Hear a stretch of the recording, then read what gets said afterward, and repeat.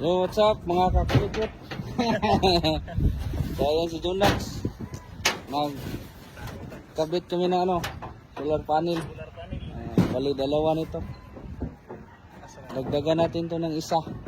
150 watts, bali 300 watts na.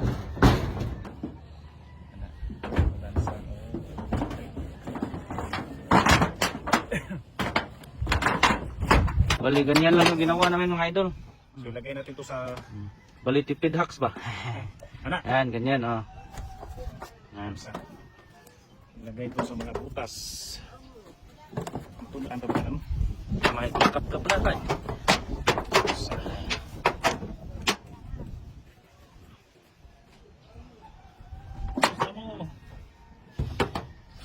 Ito sa amin mga idol, kahoy lang kasi tipid lang ba, tipid. Yung mga expert dyan, mga metal yung nilagyan nito. Tingnan mo na. Yan. Yan. Ganyan. Ayan.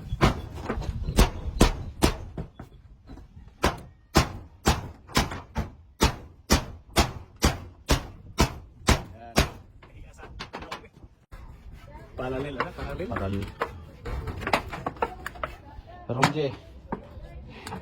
Among Purman, Romji. So, ganyan lang yung ginawa namin mga kakulikot. O, dalawahin mo. O, dalawahin mo.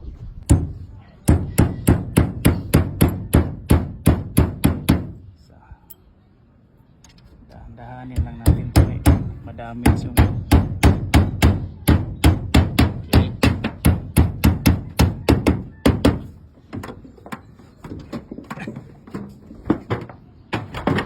Tapos, bako naman dito. Ganyan lang. Ganyan lang siya mga idol. Matibay na yan. Naabot na tong 20 years. So ayan mga kulikot, ganito lang yung ginawa namin. So yan yung flexible hose galing sa panel. Tapos dito yun sa loob. Ayan o. ayan, Ang haba. Haba ng wire. Yan. So bali apat to. Kasi dalawang 150. dalawang 150. Dalawang 150 watts na panel. Iba-iba ko yung mga wire nila para kanya-kanya sila ng pag-handle ba. Pero ito, papalitan namin to ng mas malaki. Temporary lang to. Tapos yung harvest niya ngayon 132 watts, yung voltage 136. Yan oh. Shout out kay Jonax, yung may-ari. Yan, mga kakulikot. So, After 3 years. After 3 years. Na Nasira yung una. Ah. So ito na yung pangalawa. Oo. So pa rin yung kulikot. Dulong rin yung kulikot ito. Nag-upgrade ng konti si Jonax. konti. Tapos di na basta-basta si Jonax oh. So ito yung battery natin. Naka-LiPo 4. Calb yan. Medyo, 200 AH. Medyo may kasikipan na ng konti dito mga kamars. Ang mga kakulikot. Kakulikot. So Shout out para sa gumawa nito, Boss Brian. Boss So the Brian. best. Maraming salamat, Boss Brian. So ayan, test namin yung maximum wattage nito sa panel. Try namin. Kasi sa ngayon 159 watts. Mainit naman sa labas. Para ma-test is mag-load tayo ng rice cooker. Yan. Nilagyan lang natin ng tubig o paki tol. So na yung inverter. Nauna. So ito. Ayan. Yan. Ayan. Yan. Tumunog na yung fan ng niya. So bali itong inverter niya 800 watts lang to maximum. So ayan. Tingnan natin yung load. Yung charge 140 watts. 10 amperes. Siguro ganyan kasi ang tawag nito 13.3 yung battery. Or yung init hindi pa naka-plaster.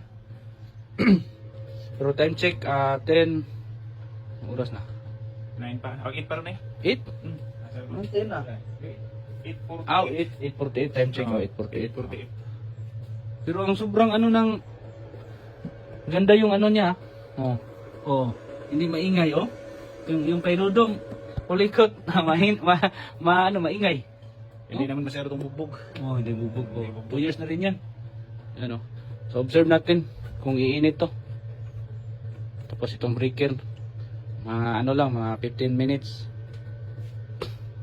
Lagyan pa namin dito ng ano, fan. Yung voltage ngayon, 13.3. So, hindi bumaba. Dito sa ano, 12.7 na lang. Normal talaga to pag ganito.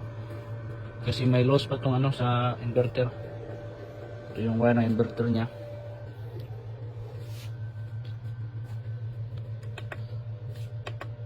Oh, nasa 170 watts na. Oh, 170 watts. Once, Pero yung panel niya, total of 300 na. Oh. So, ganyan talaga yan. Hindi talaga yan mamax yung ano. Kasi may loss pa yan sa mga wire. Yan o.